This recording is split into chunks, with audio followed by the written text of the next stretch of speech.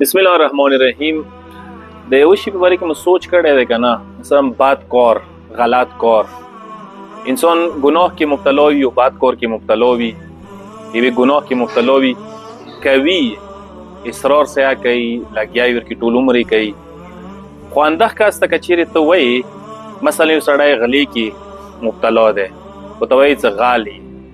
یو کس زنا کې مبتلا دی، ته ورته وایې څه زناکار یې. یو کس مثلا یوې بلې ګناه کې مبتلا دی، مثلا ته مغه نما په کېږدی خو نما ورباندې بده لګي، ته ورته یې څه یو غالي، یا ورته یې څه زناکار یې، یا ورته یې څه درغجان یې. د نما در باندې دومره بده لګېږي، دې نه پته لګېږي چې دا کار ډېر بد دی. د کوم کار چې ته پریکټیکل کوې د کار بد دی، د تاسو نه مینه دوره نفرت دی، خدای مغه کار نه دوره نفرت دی، خلکو مغه کار نه دوره نفرت دی.